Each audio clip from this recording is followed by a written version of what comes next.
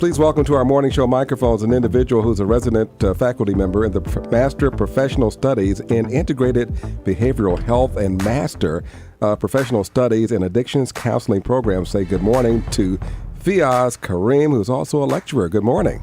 Good morning. Thanks for having me. Glad to have you along with us. And this is a good time. Do you experience right now, is this a time of the year when with everything that's going on in relationship to holidays and so forth, with employment, that there is more grief, more feelings of loss than any other time during the year? I would say so. I think this time of the year is a very big trigger for a lot of grieving that's going on, whether it's the loss of a loved one or breakups or unemployment as well, though, too. Mm-hmm. And I think even, with unemployment, even if individuals don't, adhere to some of the different holidays around this season, just the exposure to some of those messages out there can be, very a grieving process in itself. Is there on a society level or a city level, is there loss or grief even associated when your sports teams don't do very well? I would joke about that in my grief and loss class as well. I think there definitely is a grieving process because we form attachments and these relationships to sports teams. So when they don't do well, I think there is definitely a grieving process. You'd see very similar sort of reactions in the way that we grieve or we mourn, the loss of specific sports games. As we would with any other sort of loss. Everybody, we're talking with Fiyyaz Karim. He's a lecturer and he specializes in the area of grief and loss. And with the work that you've done in unemployment, is there a point when, we talk about job fairs ad infinitum here at KMOJ, and there's one today, as a matter of fact, with Hennepin County. Does there get to be a point where there's a shift when people have been unemployed, that there was a point of giving up because of grief and because of loss? I think you see that a lot of times with more long-term unemployment, and that's kind of more the alarming piece is the long-term effects of unemployment. So those have been unemployed for, let's say, 6 months or more, where that sense of security definitely, rises up more as, maybe benefits are running out, and, just this fact that will I find a job? Will I find a job in the profession, that I have these skill sets and education? Will I find a job that's going to satisfy, my financial security overall, as well, though, too. So I think there definitely is where that's the area that I've really focused on, is because I think we have a lot of great resources like the job fairs that you talked about. But I think one thing that we don't really focus on is the mental health impact of unemployment and that grieving process, the emotions, the impact on identity, because I think that's a very big piece with the job as well. Because, for example, if we're making small talk and I'm getting to know you for the first time, Freddie, yes, and one of the first things I'm probably going to ask you is, what do you do? And I'm I'm asking you about your profession. So what is that like for someone that, is not able to answer that, is going through, a recent job loss? So do you help people through that? Is there a standard type of answer that a person who is in between opportunities should be saying, or you suggest that they say, to not only present themselves well to a prospective employer or somebody that they're meeting, but to help them with their own mental health? I think just communicating where they're at. And I think that's the big thing is when we grieve a job loss, we tend to isolate ourselves and we tend to kind of refrain from having those discussions and that dialogue altogether. So I think just being upfront and saying, this is my situation, this is what I'm going through. And I think that way you're facilitating a dialogue, so you're able to get that support that you need, though, too. Because I think that's another big, area that's really impacted with job loss, is that lack, not getting that social support. Because we isolate ourselves, and in doing so, then we strain those relationships with family and friends. So I think, looking at ways that we can foster and facilitate that dialogue about job loss. So what do we do? We're talking with Fiyyaz Karim, who's a lecturer and he specializes in grief and loss. So how do you overcome that? How do you stem the other impacts from having lost employment to mitigate some of the other things that could happen? And what are some of those other things that could happen? I think so. Big one is sense of security. So wondering if we're gonna, if you're gonna secure another job. The finances might be one. Identity, the social support, just overall our self-esteem and the impact that it has with our self-esteem. A lot of times with unemployment, we have a lot more anxiety and fear, guilt and shame are very big as well. And because of that, we tend to ruminate. We kind of overthink these things, and because of that, that impacts other areas of our life, though, too, just physical symptoms. Because a lot of times when we're thinking or overthinking about these things, it's usually at night. And because of that, then it impacts our sleep as well. And if it impacts our sleep, then the next day, we're feeling very tired or lethargic, maybe more irritable. So I think, it has the ability to really impact a wide array of different areas in a person's life. Would you say that grief lasts forever? I mean, is there ever a time where you're not grieving, even if it's been years and years? I mean, does it ever just go away? I think that's an interesting question.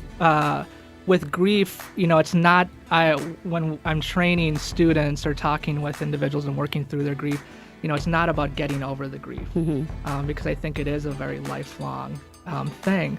And it's more, how do we prepare the individual with different coping strategies so that when things do come up, that they're able to navigate that. Because I remember doing a training, for example, on unemployment, and someone had talked about how they had been laid off 20 years ago, and they still have a lot of resentment and anger. And this is 20 years later, and they've been able to secure employment in another field and everything, but they still are grieving over that job loss that happened. So it definitely is a lifelong process. And what we can do is hopefully, my goal is to always give, as I always tell the clients that I'm working with, how do we give them more tools for their tool belt? So when those triggers do come on, whether it's, the holidays, or other times of year or different things that may be going on, how do we provide them with healthier coping strategies? Wow. It's interesting. We're talking with Fiyyaz Karim, who is a lecturer, and he specializes in grief and loss.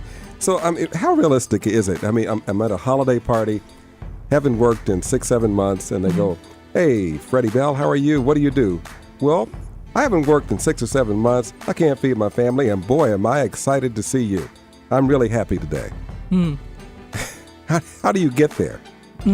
Like, how do you navigate that? How do you get to that level of mental security, and even to the point of being able to verbalize that, no, I'm not employed, haven't been employed for 6 months, and it doesn't look like I'm going to be employed for the next 6 months, but life is good. Yeah.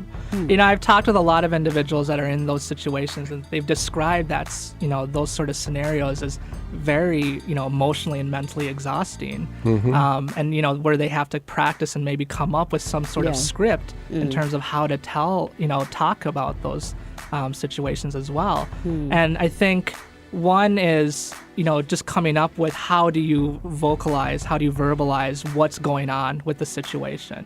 But then one is, also looking at ways that to ask for help, with other individuals. What is the kind of support that you need? Because I think that's the big thing is, and we kind of shy away from, is not asking for, what the support that we need during those times.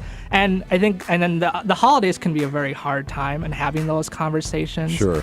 But I think one way of looking at it, though, too, is because there's a lot of socializing going on during these times, that it might be opportunities for networking as well. So that might be sort of the silver lining, when looking at this, is you're, maybe communicating or conversating with a lot more individuals during this time, let's say family and friends. Those might be opportunities for networking, which may, bode well for a future job or career, though, too. So are there resources, especially in our listening community, that people can avail themselves to get some direct help, professional help, to navigate through grief and loss? Well, there's a lot of, community mental health agencies that focus on, just the impact, the mental health impact. So the depression, the anxiety symptoms. I think I always urge individuals to kind of think beyond just, some of the counseling aspects as well, because there's a lot of great resources that are very underutilized, I think, in our society, like the Workforce Center, for example. We've done a lot of work with them and collaborated with them, and talking with a lot of the counselors over there, they mention about how it's just, not a service that they wish more and more individuals were utilizing for the job search itself, because there's a lot of great workshops, and they teach a lot of great strategies on how to, improve your resume, how to market yourselves, interviewing skills. But also, I think the financial aspect, though, too, might be an issue for individuals. So even seeking out financial counseling, we have a lot of great reputable financial counseling agencies here in the Twin Cities, where they can work with individuals and develop a budget, look at the type of debt that you may have, and figure out a game plan going forward. I think it's taking very more of a holistic approach, where seeking out the mental health and the counseling aspect is one, but then maybe getting connected and tapped into some of these other resources as well. How can we get more information and maybe even connect with you for folks who like more information and go into a deeper dive with grieving, loss, and just feeling alone?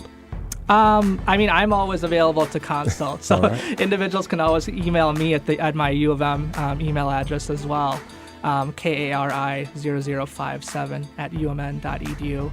And I'm always happy to consult and talk with individuals about this. And I think, knowing some of the resources is definitely a big thing with this. I'm always happy to point individuals in the right direction about these different areas. All right. I can't thank you enough for stopping in, Fiyyaz, to talk to us about this. This is a really important topic in our community, especially in our listening community, with loss, not only employment, but loss of a loved one, with the shootings and so forth, families struggling through these types of situations. Your visit today couldn't be more timely. Thank you so much. No problem. Can I say one last tip? I don't think so. No, we don't? Okay. Go ahead. Go ahead. One thing I think a big thing with loss, and kind of when you're talking about just how do we cope with it during this time, I think self-care is one of the biggest things that I work with individuals. And I think a big thing, especially with unemployment, is just, I always stress the fact that self-care is not selfish. Right. It's something that we need. Definitely. And it's a very, very important thing, especially with unemployment, because I think this is an area that many individuals neglect as they're grieving, with this sort of loss. I agree. I like that. All right. Fiyyaz Karim, lecturer and a resident faculty member in the Master of Professional Studies in Integrated Behavioral Health and Master of Professional Studies in Addictions Counseling programs. Thank you for being with us. Yep. Thank you for having me. Our pleasure.